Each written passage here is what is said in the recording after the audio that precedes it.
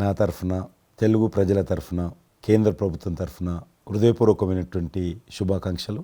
ఎందుకంటే తెలుగు సినీ పరిశ్రమలో అక్కినేని నాగేశ్వరరావు గారి తర్వాత మీరు పద్మవిభూషణ్ తీసుకోవడము మాకందరికీ గర్వకారణం. మీ యొక్క 45 ఏళ్ల సినీ జీవితంలో పునాది రాళ్ళు వేసుకుంటూ స్వయం కృషితో ఈరోజు ఎదుగుతూ వస్తున్నారు. ఎంతో కష్టపడి మీరు ఈ స్థాయికి చేరుకున్నటువంటి మీకు ఈరోజు కేంద్ర ప్రభుత్వం పద్మవిభూషణ్తో సన్మానించడము నిజంగా ప్రతి తెలుగు బిడ్డ గర్వపడాల్సినటువంటి అంశం అని నేను భావిస్తా ఉన్నాను. Thank you so much. Padma Vibhushan వచ్చిన ఈ సందర్భంలో మీరు అభినందించడానికి నా స్నేహితుడిగా, చిరకాల మిత్రుడిగా మీరు రావటం అన్నది నాకు చాలా చాలా సంతోషం, మిక్కిలి ఆనందంగా ఉంది. అండ్ మీ ప్రేమని, మీ అభిమానాన్ని ఆస్వాదిస్తున్నాను. Thank you so much. ఢిల్లీలో రాష్ట్రపతి చేతుల మీదుగా తీసుకుంటున్నారు కాబట్టి మేము దానికంటే ముందే మిమ్మల్ని కలవాలి, అభినందించాలనేటువంటి ఆలోచనతో ఈరోజు మీ దగ్గరికి రావడం జరిగింది. మోస్ట్ వెల్కమ్ అండి. దక్షిణ భారతదేశంలో రజనీకాంత్ గారు కానీ మీరు కానీ ఒక మంచి నైతిక విలువలతో కూడినటువంటి నటులుగా మంచి పేరు తెచ్చుకున్నారు. అంతేకాకుండా మన తెలుగు ఇండస్ట్రీస్కి వచ్చినప్పుడు తెలుగు ఇండస్ట్రీలో అప్పుడప్పుడు అనేక రకాల సమస్యలు వస్తుంటాయి, క్రైసిస్ వస్తూ ఉన్నప్పుడు ప్రభుత్వంతో కానీ మీ నటుల మధ్యలో కానీ సినిమా ఇండస్ట్రీ మధ్యలో కానీ వచ్చినప్పుడు సీనియర్ నటుడిగా, మెగాస్టార్గా అందరినీ సమన్వయపరుస్తూ మరి ముందుకు తీసుకెళ్ళేటువంటి వారు. అలాంటి మీరు ఈరోజు మరి పద్మవిభూషణ్ రావడం అనేటువంటిది మరి అందరం సంతోషించాల్సిన అంశం అని నేను భావిస్తా ఉన్నాను. ఈ ఇండస్ట్రీ లేకపోతే మేము లేవండి. మా చదివిన చదువుకు కానీ, మన బ్యాక్గ్రౌండ్కి కానీ ఏదో ఒక మారుమూల ఉద్యోగం చూసుకుంటూ ఉండాల్సిన వాళ్ళు ఈ రోజున ఇంత సెలబ్రిటీ స్టేటస్ కానీ ప్రపంచవ్యాప్తంగా ఎక్కడ మన వాళ్ళు ఉన్నా సరే అక్కడ గుర్తింపు కానివ్వండి, ఇవన్నీ రావటం అంటే కనుక కళామ తల్లి, ఆ సినిమా ఇండస్ట్రీ నాకు పెట్టిన భిక్షగా నేను ఫీల్ అవుతుంటాను. ఆ ఇండస్ట్రీ లేకపోతే ఏం లేదు. అందుకని ఇలాంటి ఇండస్ట్రీకి ప్రత్యుపకారంగా నేను ఏం చేయాలి, నాకు ఇంత స్థానం ఇచ్చిన ఇండస్ట్రీకి తిరిగి నేను ఏమి ఇవ్వగలను అనేటటువంటి ఒక గ్రాటిట్యూడ్ నుంచి మొదలైందే. క్రైసిస్ వచ్చినప్పుడు నేనేదో నా భుజం కాయాలి, నా వంతు సహాయం చేయాలి అనే ఆలోచన. ఒక ఇంటికి పెద్ద బిడ్డగా, పెద్ద కొడుకుగా ఆ ఇంటి కుటుంబ బాధ్యతలకి తన వంతు సహాయం ఎలా చేస్తాడో అలాగే నిర్వర్తించాలని ఉంటుంది. కానీ ప్రతిదానికి పెద్ద నేను అనేటువంటి బేషిజానికి మాత్రం పోవాలని కారణం ఒకటి అనుకుంటే మీరంటే అందరు యాక్సెప్టబిలిటీ ఉంటుంది. అది కూడా ఆ యాక్సెప్టబిలిటీ చిన్నవాళ్ళు కానీ పెద్దవాళ్ళు కానీ ఈ రంగం కానీ ఆ రంగం కానీ మీరు ఏదైనా ఒక మాట చెప్తే దాని మీద మీరు నిలబడతారు, మిగతా వాళ్ళు కూడా మీ మాట గౌరవం ఇస్తారు. అది కారణం నేను అనుకుంటాను. సినిమా రంగం నుంచి రాజకీయాలకు వచ్చి కూడా రాజకీయాలలో మీకంటూ ఒక ప్రత్యేక స్థానాన్ని సంపాదించుకున్నారు. మీరు కొత్త ఒరవడి రాజకీయాల్లో కూడా తీసుకురావడం జరిగింది. మీరు చేపట్టినటువంటి ప్రచార కార్యక్రమం కానీ, మీకు వస్తున్నటువంటి స్పందన కానీ అద్భుతంగా. మేమందరం ప్రతి కార్యక్రమాన్ని వేరే ప్రత్యామ్నాయ పార్టీలో ఉన్నప్పుడు కూడా మీ రాకను మేము గమనించే వాళ్ళము. మీరు చేస్తున్నటువంటి ప్రచారము, కొత్త ఒరవడి మీరు అద్భుతంగా చేశారు. ప్రాంతాలకు అతీతంగా మీకు స్పందన లభించింది, చాలామంది గెలిచొచ్చారు. ఒక ఆర్టిస్ట్గా నేను మంచి స్థితిలో ఉన్నప్పుడు రాజకీయాల్లోకి వెళ్ళాల్సినటువంటి ఒక పరిస్థితులు నెలకొన్నాయి. ఆ సమయంలో నేను ప్రజలకి ఏదో చెయ్యాలనే తప్పనే ప్రధానం తప్ప ఎలాంటి పొజిషన్స్ ఏమిటి దీని మీద నాకు దృష్టి లేదు. ఎందుకంటే అన్నిటికీ మించినటువంటి ఉన్నతమైన స్థానాన్ని వాళ్ళ మనసులో వాళ్ళు ఇచ్చిన తర్వాత దానికి మించి నాకు ఏది కావాలి కోరిక లేదు నాకు. అయితే ఏదో చిన్న ఎత్తున మనకి తెలిసి మనకు అందుబాటులో ఉన్నటువంటి చారిటబుల్ ట్రస్ట్ ఇవి పెట్టి చేస్తాం, నేత్రదానం అని, రక్తదానం అని చేస్తున్నాం. కానీ పెద్ద ఎత్తున చేసే అవకాశం భగవంతుడు ఇస్తే కనుక అది చిత్తశుద్ధితోటి నేను మనసావాచ కర్మేణ చెయ్యాలి అని ఆ రకంగా నా కృతజ్ఞత తీర్చుకోవాలని మాత్రం చూపించాలని మాత్రం నాకు ఎప్పుడు ఉంటుండేది. నాకు ఇప్పటికి జ్ఞాపకం ఉంటుంది. ఇది అంతకుముందు ఒకటే ఉండేది, ఇలాగ పెట్టినప్పుడల్లా ప్రతిసారి మీరే జ్ఞాపకం వస్తారు నాకు. ఎంత కీన్ అబ్జర్వేషన్. రాజకీయంగా ఉన్నప్పుడు మాత్రం నాకు ఎనలేని సంతృప్తి ఎక్కడ లభించిందంటే, ముఖ్యంగా ఇప్పుడు తమరు చేస్తున్నటువంటి శాఖ ఉంది కదా టూరిజం, అది నేను మీకంటే కొంచెం ఒక స్టెప్ ముందుగా దాన్ని నేను అవి నిర్వర్తించినప్పుడు ఆ శాఖలో మంత్రిగా నాకు పొందినటువంటి అనుభూతి కానీ లభించిన సంతృప్తి కానీ అంతా ఇంత కాదు. ఆ రకంగా మాత్రం రాజకీయాలకు వస్తే ఇంత చేయొచ్చా అనేది మాత్రం నాకు సుస్పష్టంగా నాకు అనుభవపూర్వకంగా తెలిసొచ్చింది మంత్రిగా ఉన్నప్పుడు టూరిజానికి. అది అలా అలా వెళ్ళి ఆఖరికి ఒక కల్నరీ ఇన్స్టిట్యూట్ అనేది నాకు అవకాశం తిరుపతిలో నేను వెళ్ళాను. అద్భుతమైనటువంటి ఇన్స్టిట్యూట్ అది. అంటే క్షమించాలి, అది ఇనిషియేట్ చేసి తీసుకురావడం వరకు నేను చేసి ఇంకా నేను ప్లానింగ్ అంతా మీరు ఉన్నప్పుడే జరిగింది. అంతా జరిగింది. రాబట్టడానికి ఎంత కృషి చేశానంటే అంతా ఇంత కాదు, అది మనకు రాకుండా పోయే పరిస్థితులు ఉన్నాయండి. ఆ టైం లోపల ఒక మినిస్టర్నా ఒక సూపర్ స్టార్నా అన్నీ పక్కన పెట్టేసి ఆ ప్లానింగ్ కమిషన్ చైర్మన్ ఉండేవారు మౌంటెక్ అహ్లూవాలియా, ఆయన దీన్ని వద్దు, మనకి ఇది వైబుల్ కాదు, ఇది ఫీజిబుల్ కాదు అంటే కనుక కాదని ఆయన గుమ్మందరికి వెళ్ళిపోయి చేతులు కట్టుకుని ఇది ఓకే చేయండి సార్, దీని ఆవశ్యకత అంతా కాదు. ఇండియాలో ఉన్నటువంటి ఎన్ని రకాల స్టేట్స్, ఎన్ని రకాల కల్చర్స్ ఉన్నాయో అన్ని రకాల వంటకాలు ఉండేటటువంటి దేశం మందే. అది నేర్పించే ఒక ఇన్స్టిట్యూషను ఈ రోజున మనకి కావాలి, అదే కల్నరీ ఇన్స్టిట్యూట్. అది మనకు వచ్చింది, దాన్ని మనం నిలబెట్టుకోవాలి. ఇది గొప్ప అవకాశం, ఎంతోమందికి ఉద్యోగం ఇవ్వటమే కాదు, మన కల్చర్ని కూడా మనం నిలబెట్టడం అవుతామంటూ ఆయనతో పోరాడి కన్విన్స్ చేసి ఓకే చేసి ఇక్కడ రాష్ట్ర ప్రభుత్వం ఆ రోజున ఉన్నట్టు రాష్ట్ర ప్రభుత్వం ఒప్పించి రేణుగుంటలో 17 ఎకరాల దాకా చేయించి ఇంకా పెట్టేస్తున్నాం, ఇక మనం స్టోన్ వేస్తున్నాం ఇక్కడ అని అనుకున్న సమయంలో ఈ రాష్ట్ర విభజన సమయంలో నేను రిజిగ్నేషన్ టెండర్ చేసి వచ్చింది. అయితే ఫైల్ సంతకం అన్నీ అయిపోయినాయి. దాని తర్వాత ఇమ్మీడియట్గా వచ్చిన కేంద్ర ప్రభుత్వంగా మీరు దాన్ని ఇంప్లిమెంట్ చేసి ఈరోజు రేణుగుంటలో అది మీరు చాలా అద్భుతంగా ఉన్నదండి. ఇంకా దాన్ని ఈ మధ్యలోనే 2 రోజుల క్రితం ఈ మధ్య నేను మా సెక్రటరీని పంపించాను. మళ్ళీ దాన్ని ఇంకా రిక్రూట్మెంట్ కానీ ఇంకా రీడెవలప్మెంట్ కానీ ఇంకా ఏ రకంగా డెవలప్, ఇప్పుడు ఆల్రెడీ మేము ఎస్వి యూనివర్సిటీతో టైప్ చేసుకుంటున్నాము, టీటీడీ వాళ్ళతో టైప్ చేసుకుంటున్నాము, కొన్ని స్టార్ హోటల్స్తో టైప్ చేసుకుంటున్నాము.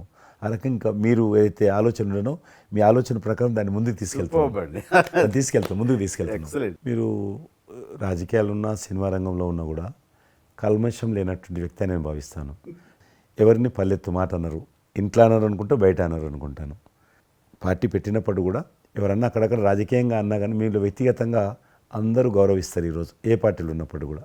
నేను అది ముందస్తుగా చూసింది మీలో కిషన్ రెడ్డి గారు. మిమ్మల్ని మనస్ఫూర్తిగా చెప్తున్నాను, అసెంబ్లీలోకి నేను అడుగుపెట్టినప్పుడు నేను కొత్తవాడిని. నా వెనకాల ఆల్రెడీ ఒకసారి ఎమ్మెల్యేగా చేసి రెండోసారి ఎమ్మెల్యేగా ఉన్న కిషన్ రెడ్డి గారు నా పక్క సీట్లో ఉండేవారు. ఇటు పక్క ఇంకొకరు జయప్రకాష్ నారాయణ గారు, ఆయన ఇటు పక్క చంద్రబాబు నాయుడు గారు, మరో పక్కేమో వైఎస్ఆర్, అందరూ ఉండేవాళ్ళు. వీళ్ళందరూ మాట్లాడుతుంటే, వీళ్ళందరూ రాజకీయ ఉద్దండులు మాట్లాడుతుంటే అందరిని చూస్తుండేవాడిని. అక్కడ నాకు వచ్చిన షాక్ ఏంటంటే, ఫస్ట్ ఒకళ్ళు దుయ్యబెట్టుకుంటూ తిట్టుకుంటూ అసలు దుర్భాషలు ఆడుకుంటూ కొట్లాడుకునే పరిస్థితి వస్తూ ఇక ఫినిష్ అయిపోయింది, ఇక ఒకళ్ళొకళ్ళు మాట్లాడుకోరు, ఇంకా వీళ్ళు దీర్ఘకాల శత్రువులు వీళ్ళు ఇంకా అనే ఫీలింగ్ వచ్చింది. ఇలా ఉంటుందా అనేది. బట్ దానికి విరుద్ధంగా నేను అసెంబ్లీ అయిపోగానే కారులో నడుచుకెళ్తుంటే ఎవరైతే ఇద్దరు తిట్టుకున్నారో ఒకరొకరు దూషించుకున్నారో వాళ్ళు భుజమే చేసుకుని ఏంది భయ్యా నువ్వు అలా అన్నా, నువ్వు అనలేదు భయ్యా, అరే నా నాయకుడు చూస్తున్నాడు అనకపోతే బాగుంటుందని ఇట్లా అంటుంటే నాకు షాక్ తిన్నాను, చాలా ఆశ్చర్యపోయేవాడిని. ఇదే ఇలా ఉంటుందా? మీ సినిమా ఫీల్డ్ కంటే ఎక్కువ నటులు ఉంటారు, మీ సినిమా ఫీల్డ్ కంటే ఎక్కువ నటులు రాజకీయాల్లో ఉంటారేమో అలాగే అనిపిస్తుంది నాకు. అక్కడ అలాంటి పరిస్థితుల్లో ఒక నిబద్ధతతోటి ఇష్యూ బేస్డ్గా మాట్లాడుతూ తను అనుకున్నవి నిర్దిష్టంగా చెప్పగలిగేటటువంటి నాయకుల్లో మిమ్మల్ని అబ్జర్వ్ చేశాను. మీరు ఎక్కడ ఎవరిని దుర్భాషలాటం నేను చూడలేదు, ఎవరిని పౌరుషంగా మాట్లాడటం చూడలేదు, ఎవరిని ఎద్దేవా చేయటం రెడిక్యూల్ చేయడం నేను చూడలేదు. మీరు ఎంతసేపు ఇష్యూ బేస్డ్గా మాట్లాడేవాళ్ళు, స్ట్రాంగ్ వాయిస్ చేసుకుని మీరు అనుకున్నది అది ఎంత కరెక్టు, ఎలా అన్యాయం జరుగుతుంది అని ఆ ప్రజలకి మద్దతుగా ప్రజల తరపున నిలబడి మాట్లాడిన నాయకుడుగానే మిమ్మల్ని చూశాను. నేను ఇప్పటికీ అలాగనే ఉన్నాను. అవును, మా పార్టీలో ఉన్న కొంతమంది కానీ బయట ఉన్నటువంటి వాళ్ళు కానీ కొంత మీడియా విలేకరులు కానీ నువ్వు ఆ రకంగా మెత్తగుంటే లాభం లేదు, ఇప్పుడు రాజకీయాలలో నువ్వు కూడా పరుషంగా మాట్లాడాలి, వ్యక్తులను చాలా గట్టిగా మాట్లాడాలి అంటారు. కానీ నేను అదే అంటాను, నేను ఇప్పుడు మారలేను, నాకు అవసరం కూడా లేదు, నేను ఇలానే ఉంటాను. నేను గతంలో ఏ రకమైనటువంటి వాజ్పేయి గారు, లాల్ కృష్ణ అద్వానీ గారు, మా తెలంగాణలో మా వి రామారావు గారు, వెంకయ్యనాయుడు గారు, దత్తాత్రేయ, ఇదంతా నాకు నేర్పారు వాళ్ళు. నేను చిన్నగా ఉన్నప్పుడు నా చేయి పట్టుకొని నడిపారు వాళ్ళు. కాబట్టి నేను ఏ రోజు కూడా చిన్న పొరపాటు చేయకూడదు అనేటువంటి దాంట్లో ఉన్నాను. నేను ఎప్పుడన్నా రాస్తారోకో చేసేవాళ్ళం.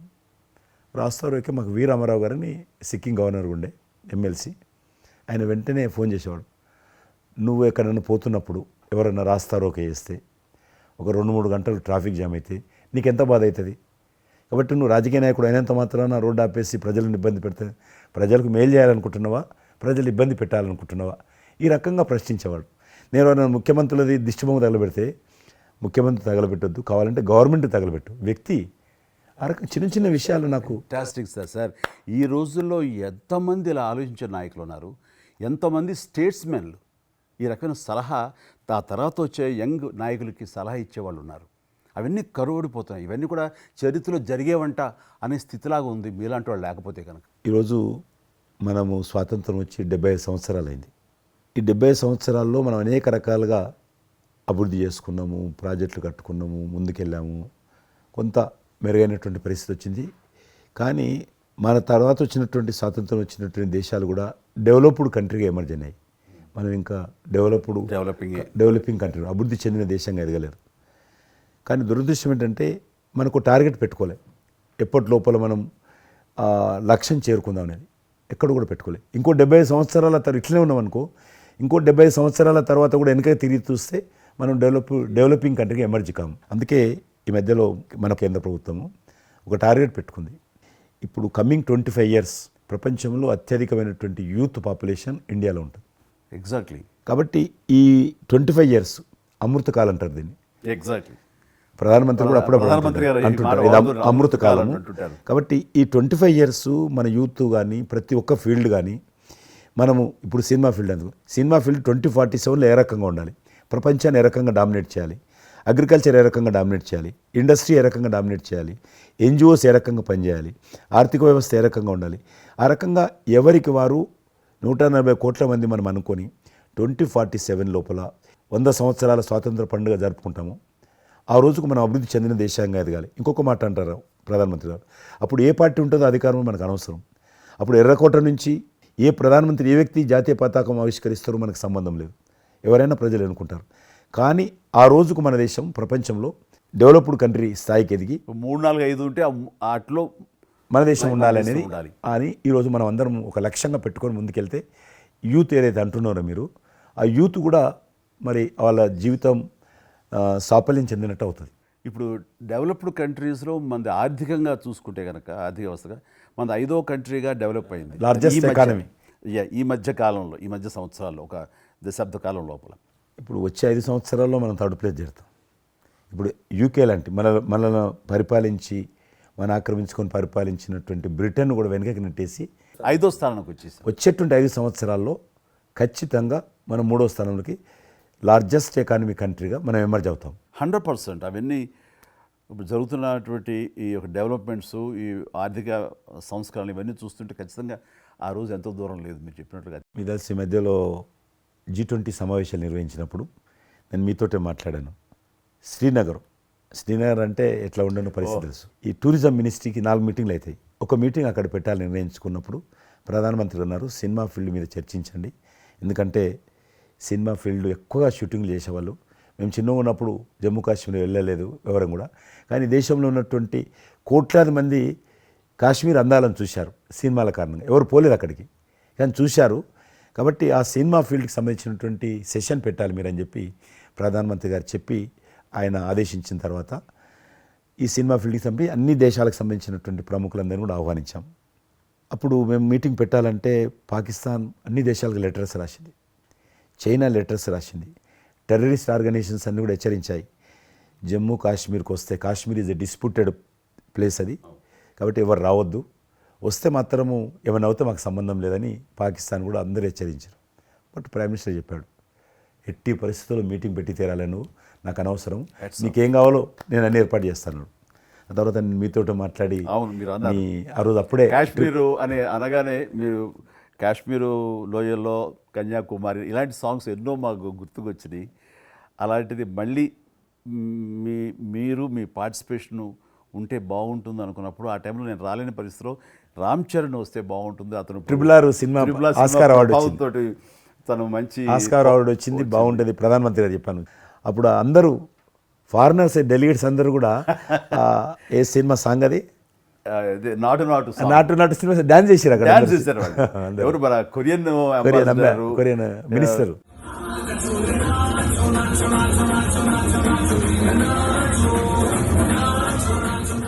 అలాగే ఇంకొక జర్మన్ అంబాసిడర్స్ చాలా మంది కింద మీరు చూసింది కొద్దిమందిని కింద చాలా మంది చేశారు ఆ పాట పెట్టి చేసినప్పుడు. సో ఇప్పుడు మీకు మనవి చేస్తున్నాను, లాస్ట్ 2023లో ఇప్పుడు ఆ ఆర్టికల్ 370 తెలియించిన తర్వాత 23 కానీ 22 కానీ ఆల్మోస్ట్ మోర్ దెన్ 300 పిక్చర్స్ అవి మరి ఓటీటీ సినిమాలు కావచ్చు, టీవీ సీరియల్స్ కావచ్చు, మన సినిమాలు కావచ్చు, కొన్ని బయట దేశాలకు సంబంధించినటువంటి సినిమాలు కూడా ఆల్మోస్ట్ 300 పిక్చర్స్ షూటింగ్ జరిగాయి అక్కడ లాస్ట్ 2 ఇయర్స్లో. మళ్ళీ తిరిగి మీ ప్రభావంతో ఆయన నరేంద్ర మోడీ గారి చొరవతోటి ఇలాగా G20 కల్చర్ ముఖ్యంగా టూరిజం సంబంధించి సినిమాలను ఎంకరేజ్ చేస్తూ మీరు తీసుకున్న చొరవ, అందులో రామ్ చరణ్కి మీరు ఇచ్చేటువంటి ప్రాధాన్యత ఇవన్నీ కలిపినప్పుడు ఫస్ట్ నా వైఫ్ తన ఫ్రెండ్స్ తోటి ఎక్కడికి వెళదాం ఈ హాలిడే అంటే వాళ్ళ ఫ్రెండ్స్ అందరు కలిపి కాశ్మీర్కి వెళ్ళారు. అన్నిటికీ మించి మన భారత జాతీయ జెండా రెపరెపలాడుతున్నారు.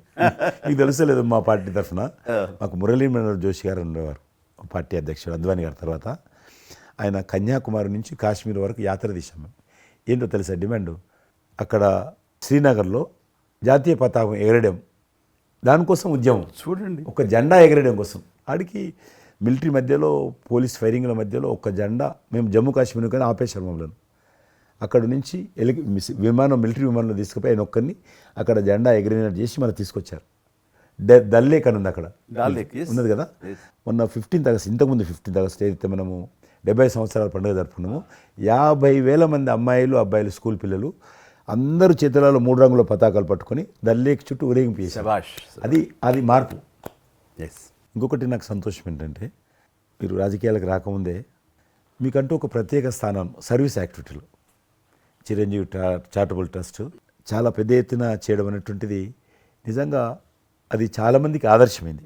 మిమ్మల్ని చూసిన తర్వాత చిరంజీవి గారు పెట్టిన అంత పెద్ద నటు పెట్టడం మనం చేయకూడదని వాళ్ళ స్థాయిలో పెట్టినటువంటి చాలా సంస్థలు మీ నుంచి స్ఫూర్తి తీసుకొని పెట్టారనేది నాకు తెలిసిన వాళ్ళు కూడా చాలామంది చెప్పారు. కాబట్టి అది గొప్ప విషయం. మీకు ఎందుకు వచ్చింది ఐడియా? అది ఏదైనా సరే ముందు మన మనసులో తిరిగి ప్రత్యుపకారంగా ఏదైనా చెయ్యాలి అనే భావం ఒకటి ఉంటేనండి అవకాశాలు ఎదురుగా ఉంటాయండి మన ఎదురుగా. అలా చూసినప్పుడు ఆ టైంలో రక్తం దొరకక చనిపోయే వాళ్ళు చాలామంది ఉన్నారు. అది గర్భస్రావంతో, డెలివరీ సమయంలో, యాక్సిడెంట్ సమయంలో కొంతమంది క్షతగాతులు, అట్లాగా లుకేమియా కానివ్వండి, క్యాన్సర్ కానివ్వండి, ఇలాంటివి తలసేమియా కానివ్వండి, ఇలాంటి చాలామంది ఉన్నారు. ఇంతమంది జనాభా ఉన్న ఈ దేశంలో రక్తం ఇచ్చేవాళ్ళు లేకుండా పోయారు. ఎందుకంటే రక్తం అనేది ల్యాబుల్లో తయారు చేసేది కాదు, ఒక మనిషి మరొక మనిషికి దానం ఇస్తేనే జరిగేది.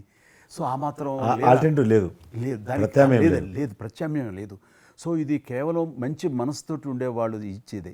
వాళ్ళు మోటివేట్ చేయాలంటూ నేను ఏం చేస్తానంటే, నా ఫ్యాన్స్ని ఫస్ట్ మోటివేట్ చేద్దామని దీని ఆవశ్యకత చెప్పడం కోసంగా షార్ట్ ఫిల్మ్స్ కానివ్వండి, ఎక్కడ పెడితే అక్కడ నేను ఇవ్వటం మొదలుపెట్టేసరికి ఈ రోజున రక్తం ఇవ్వటం కోసంగా ముమ్మరంగా ముందుకు రాగలుగుతున్నారు అంటే దాన్ని ఇనిషియేట్ చేసింది, దానికి ముందస్తుగా దాన్ని మోటివేట్ చేసింది నేను అని చెప్పుకోవడానికి నాకు గొప్ప విషయం అండి. కానీ మీరు ఒక ఉద్యమంలాగా తయారు చేశారు దాన్ని, ఒక మూమెంట్ లాగా తయారు చేసి మిషన్కి hats off to my fans and motivate అయిన ధర్మాత్ములు, మంచి మనసు ఉన్న వాళ్ళు ఎంతోమంది ముందుకు వచ్చారు. వాళ్ళందరికీ కూడా ఈ సందర్భంగా చేతులెత్తి నమస్కరిస్తాను. ఇక్కడ మీ గురించి నేను ఇంకోటి విన్నాను, మీరు ఏదైతే నా సేవా కార్యక్రమాల గురించి మీరు ప్రస్తావించారో అదే సమయంలో నేను కోవిడ్లో కూడా నేను కొంచెం యాక్టివ్గా ఉండి మా కార్మికులకి సంబంధించి 3 నెలల పాటు 4 నెలల పాటు నా మిత్రుల సహకారంతో నేను కొంత అమౌంట్ తోటి సినిమా ఫీల్డ్లో పనిచేస్తున్నటువంటి బాయ్, ఆఫీస్ బాయ్ నుంచి మొదలు పెడితే టెక్నీషియన్స్ వరకు కూడా మీరు చాలా పెద్ద ఎత్తున 14,000 మందికి నేను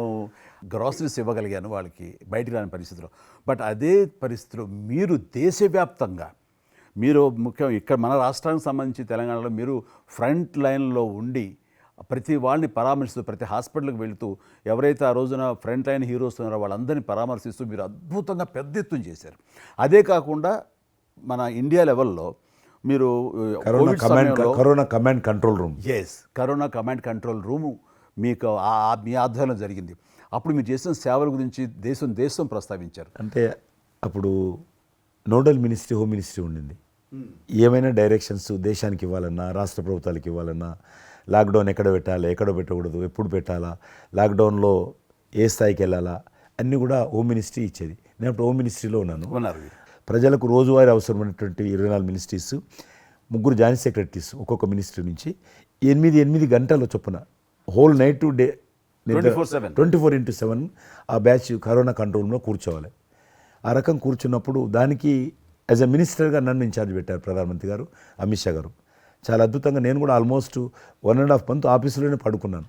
మిలిటరీ విమానాలలో ఆక్సిజన్ పంపించాను, మీకు తెలుసు మిలిటరీ విమానాలు. చాలా ఒక ఒక విమానం ఢిల్లీ నుంచి ఆక్సిజన్ తీసుకొని వస్తే గ్రీన్ ఛానల్ ద్వారా హైదరాబాద్ సికింద్రాబాద్ స్టేషన్ వచ్చేంత వరకు కూడా ఎక్కడ ఆగకపోయేది. అంత నెట్వర్క్ గ్రీన్ ఛానల్ అంటారు.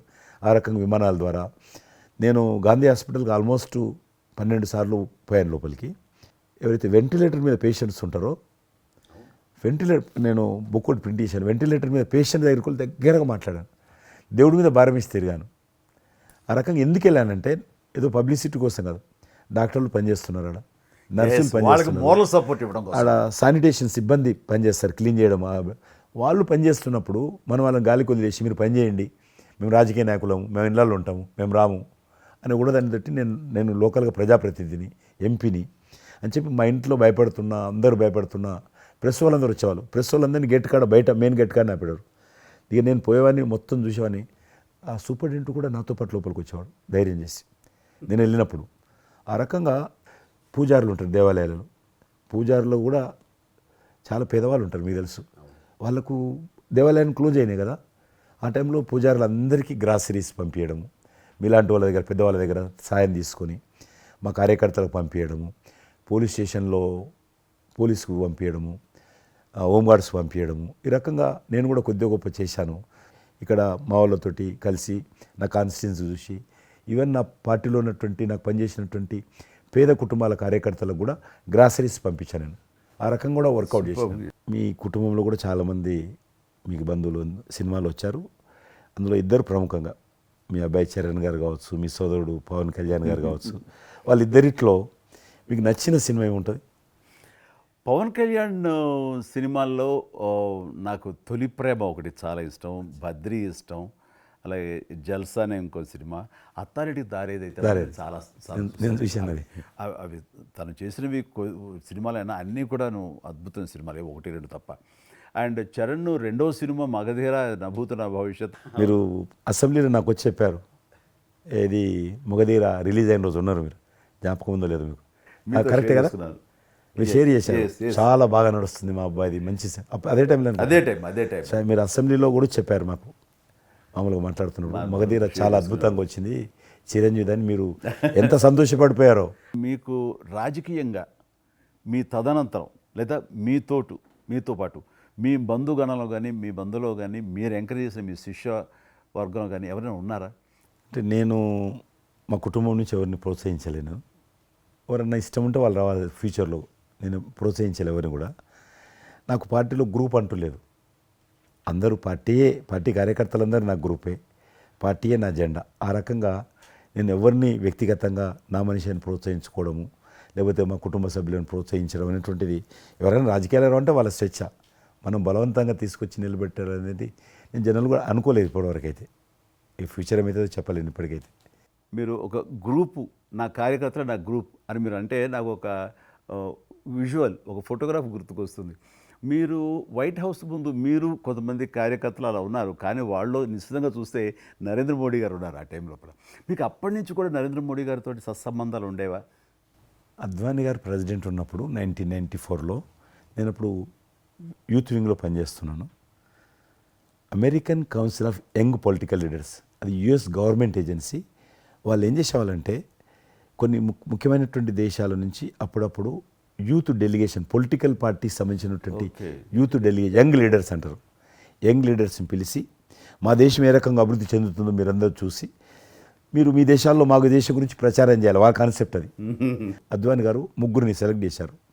నన్ను సెలెక్ట్ చేసి నన్ను హైదరాబాద్ నుంచి, తెలంగాణ ఉమ్మడి రాష్ట్రం ఆంధ్రప్రదేశ్ నుంచి, కర్ణాటక నుంచి అనంత్ కుమార్ అని చనిపోయారు, మినిస్టర్ ఉండేవారు, సివిల్ అవియేషన్ మినిస్టర్ ఉండేవాడు, కల్చర్ మినిస్టర్. ఆయన చనిపోయారు మధ్యలోనే.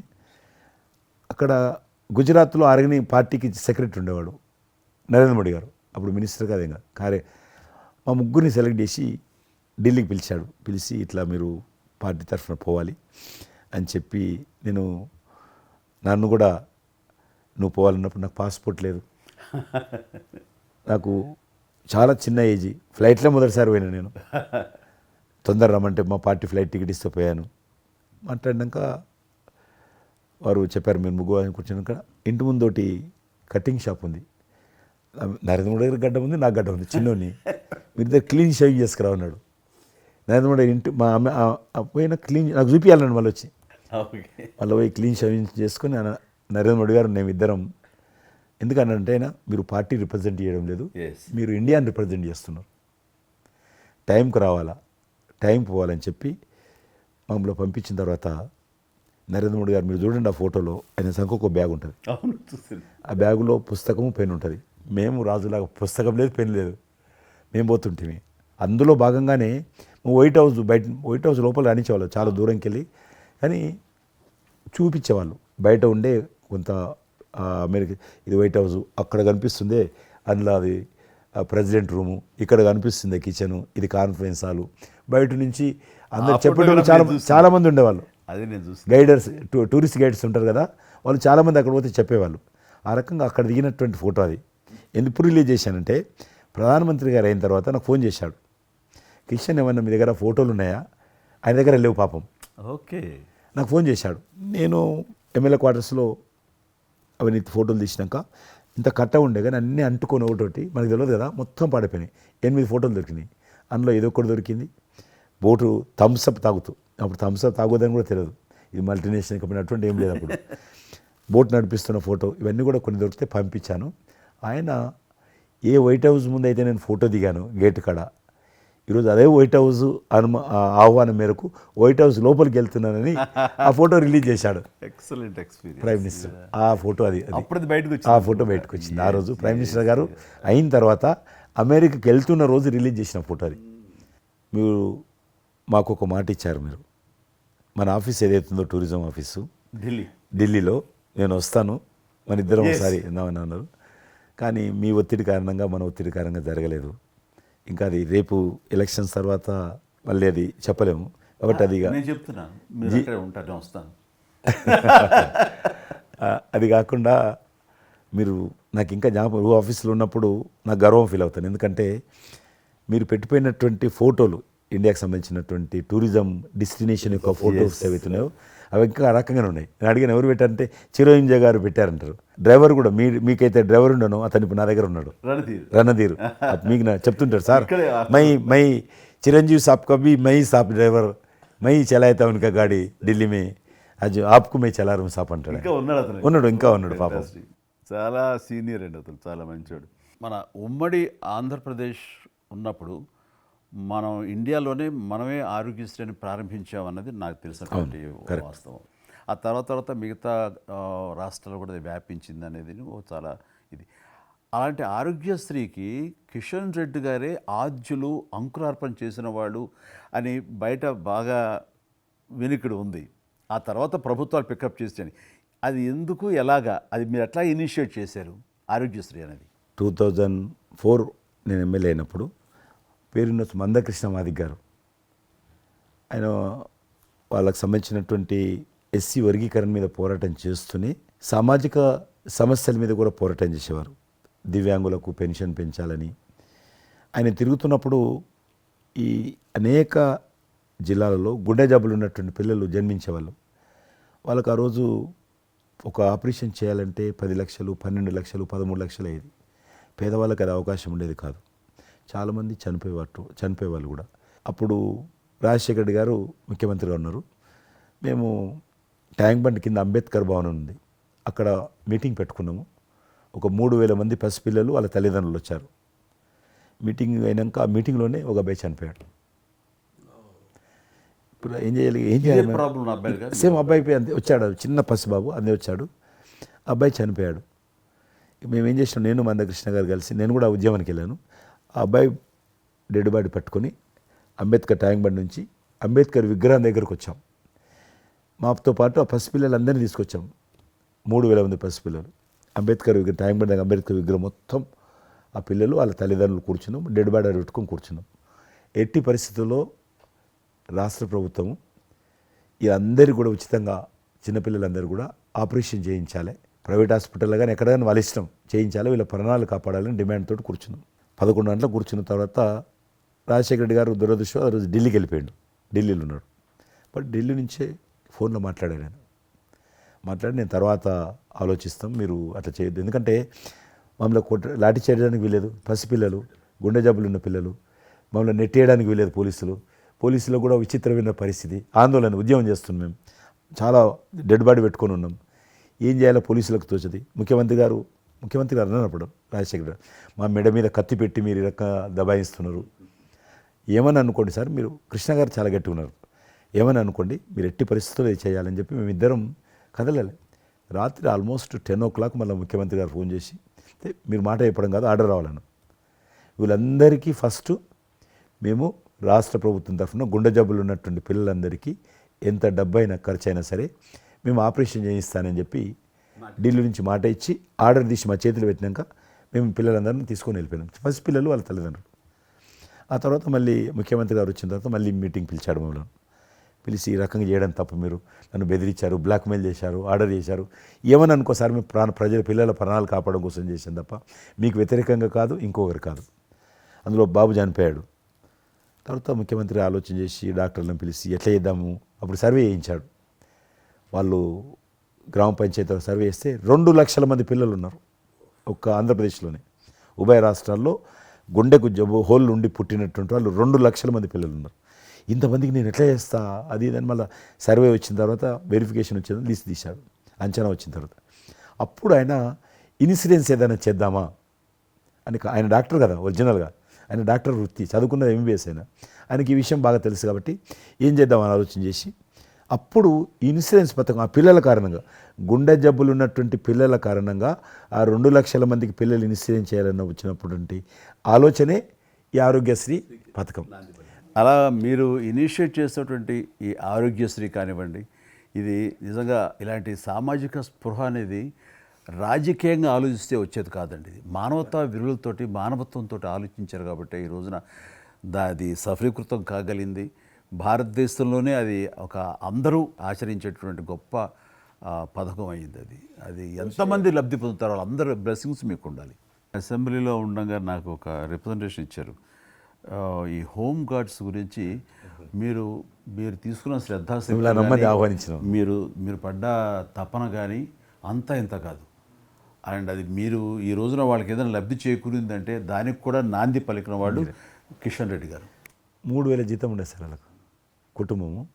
వాళ్ళు 12 గంటలు, 13 గంటలు, 14 గంటలు, ఇప్పుడు ట్రాఫిక్ చేస్తుంటారు కదా, వాళ్ళు 12 గంటలు దుమ్ము ధూళి ఎండలో వాళ్ళు ఇట్లా ఏలు పెడితే మొత్తం మన చేయి నల్లగా అవుతుంది, అంత మట్టి కాలుష్యంతో ఉంటారు వాళ్ళు. రోజు వాళ్ళు ఇచ్చే బట్టలు తెల్ల షర్ట్ వేసుకోవాలి, వాళ్ళు కాకి ప్యాంట్ వేసుకోవాలి.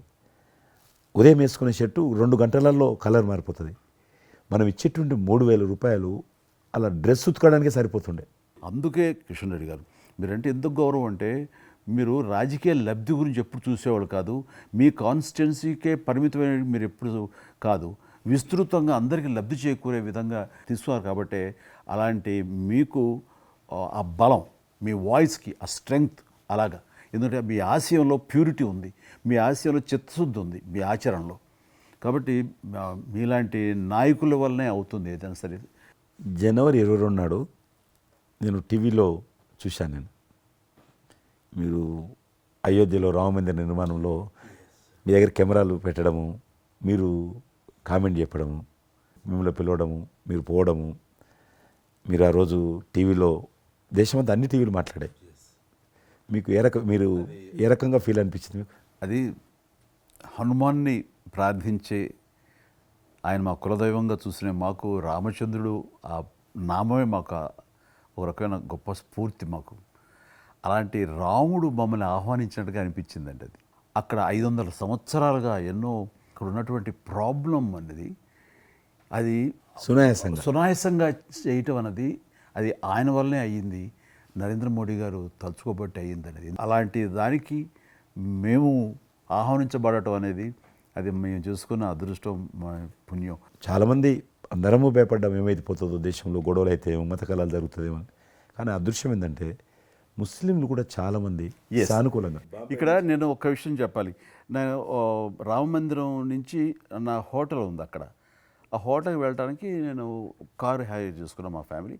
అది ముస్లిం డ్రైవర్. సో ఈ రోజున ఇంత కాంట్రవర్షియల్ ఈ ప్లేస్లో ఈ రోజున టెంపుల్ కట్టడంపై మీరందరూ ఎక్కడో కొంత అసంతృప్తితో ఉండుంటారు కదంటే, కాదండి, ఈ రోజు నుంచి మా టెన్షన్ రిలీవ్ అయిపోయింది, Correct. మేము చాలా రక్షణతో ఉన్నాం అన్న ఫీలింగ్ ఉంది. ఎంత హిందూ కాన్వర్జేషన్ అండి. ఇక్కడ 144 సెక్షన్ ప్రివేల్ అవుతూ ఏ రోజున ఏం గొడవలు జరుగుతాయి, ఎక్కడి నుంచి ఏ ఘర్షణలు జరుగుతాయి, స్కూల్కి వెళ్ళి మా బిడ్డలు వస్తారా వెళ్తారా అనే టెన్షన్లో ఉండేవాళ్ళం మేమంతా.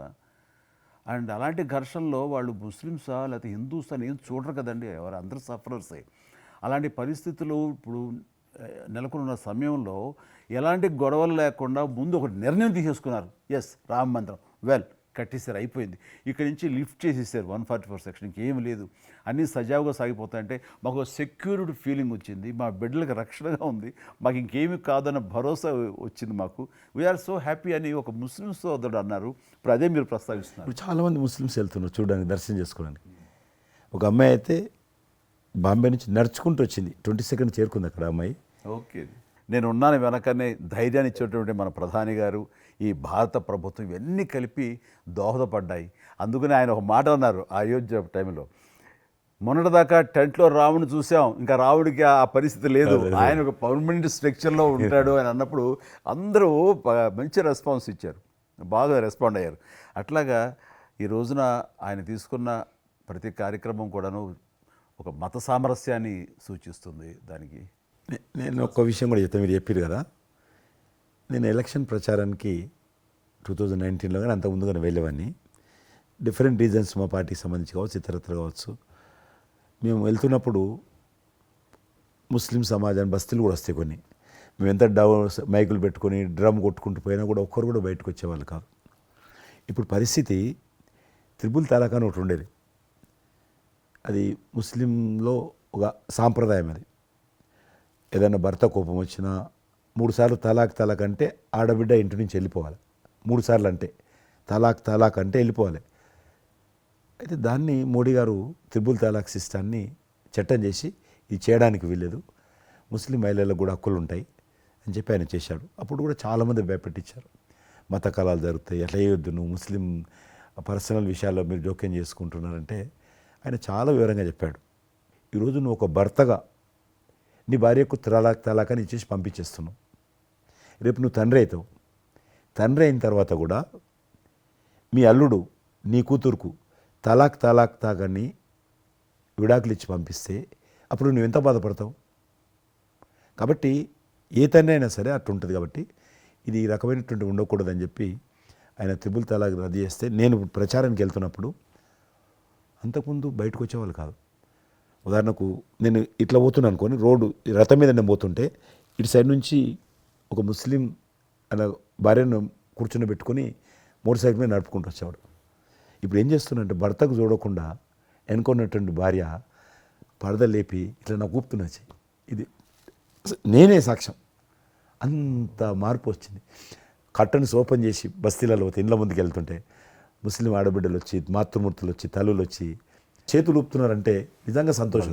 అంటే ఆడబిడ్డలో 10 కోట్ల మంది ముస్లిం ఆడబిడ్డలు ఉంటారు ఈ దేశంలో, కానీ అది రావడంతో వాళ్ళకు ఒక ధైర్యం వచ్చింది, వ్యతిరేకత లేకుండా ఏ ప్రొటెస్ట్ లేదు. అదే ఫస్ట్ ఆఫ్ ఆల్ విజయం. కాబట్టి ఈరోజు ఆ రకంగా మీరు చెప్పిన దాన్ని బట్టి వాతావరణం మార్పు వచ్చింది. ఈరోజు మత కళాలు లేవు, కర్ఫ్యూలు లేవు. హైదరాబాద్లో ఎన్ని గొడవలు జరుగుతుండే, ఒక్క గొడవ లేదు ఎక్కడ. బాంబేలో, యూపీలో ఎక్కడ చూసినా మత కళాలు ఉండేది. ఈరోజు ఆల్మోస్ట్ 98% కమ్యూనల్ క్లాసెస్ అయిపోయినాయి. ఎక్కడ కూడా కర్ఫ్యూ అనే లేదు. దేశంలో ఎక్కడో దగ్గర కొన్ని నగరాలలో కర్ఫ్యూ ఉంటుండేది, కొన్ని నగరాల్లో మత కళాలు జరుగుతుండేది. ఎక్కడో ఒక దగ్గర యూపీలోను, మధ్యప్రదేశ్లోను, మహారాష్ట్రను, ఇప్పుడు బీహార్లోను ఎక్కడ లేదు. ఈవెన్ జమ్మూ కాశ్మీర్ లాంటి రాష్ట్రంలో కూడా 144 సెక్షన్ లేనటువంటి పరిస్థితి ఉన్నది. మీరు వేయించాలంటే అద్భుతంగా ఉన్నమాట. అది నరేంద్ర మోడీ గారు చాలా విజనరీగా ఆ రకంగా చేశారు. చాలా సంతోషం కృష్ణరెడ్డి గారు, మీరు నన్ను అభినందించడానికి అవార్డు తీసుకుంటున్న సమయంలో ఆ పురస్కరించుకుని మీరు వచ్చినందుకు, నన్ను అభినందించినందుకు ధన్యవాదాలు తెలియజేస్తూ, మీతో ఇంతసేపు సంభాషించడంలో ఎన్నెన్నో విషయాలు తెలుసుకున్నాను, నాకు అనుభవపూర్వకంగా తెలిసి మీతో పంచుకున్నాను. అండ్ మీలాంటి నాయకులు రావాలి, ఉండాలి, మరి ఎంతోమందికి ఇన్స్పిరేషన్గా ఉండాలి. మీ ఆశయాలు, మీ ఆచరణలు, మీ సమస్య పరిష్కార మార్గాలు, అలాగే మీ నాయకుల యొక్క ఆయన ఆశయాలు, ఆయన యొక్క మార్గదర్శకంగా మీ ముందుండి మిమ్మల్ని ముందు నడిపించే విధంగా, తద్వారా అందరూ కలిసి భారతదేశాన్ని మీరు చెప్తున్నట్టుగా అభివృద్ధి చెందిన దేశాల్లో ఒక దేశంగా పెట్టే స్థితికి మనం వెళ్ళాలనే ఆశాభావం మీ అందరితో పాటు నాకు ఉంది. అండ్ మరొకసారి మీకు ధన్యవాదాలు. తప్పకుండా మీరు జీవితంలో ఇంకా మరెన్నో మెట్లెక్కాలి, ఇంకా మీకు మంచి భవిష్యత్తు ఉంది. ఇటు సినిమా రంగానికి సేవ చేయాలి, అటు సమాజంలో కూడా సేవ చేసేటువంటి అనేక రకాల, సమాజం అంటే ఒక రాజకీయాలే కాదు, అనేక రకాలుగా మీరు చేస్తూ ఉన్నారు ఇప్పటికీ. కాబట్టి రేపు భగవంతుడు ఏం చేస్తారు ఎవరి చేతుల్లో లేదు. కాబట్టి మీరు నిండా నూరేళ్ళు ఉండి ఈ దేశానికి, ఈ ప్రజలకు సేవ చేయాలని నేను మనస్ఫూర్తిగా కోరుకుంటూ, మరొకసారి పద్మవిభూషణ్ అందుకుంటున్న సందర్భంగా మీరు నా హృదయపూర్వకమైనటువంటి శుభాకాంక్షలు. Thank you. అలాగే మీకు ఈ ఎన్నికలు విజయవంతం కావాలని మనస్ఫూర్తిగా కోరుకుంటూ, ఖచ్చితంగా మీరు మళ్ళీ ఏ మినిస్ట్రీలో ఉంటారో, ఎక్కడ ఉంటారో అనేది నాకు మన చేతుల్లో లేదు. తెలుస్తుంది. అండ్ వచ్చి మిమ్మల్ని అలా కలుస్తాను నేచర్ మాట ప్రకారం. ఆల్ ద వెరీ బెస్ట్ అండి.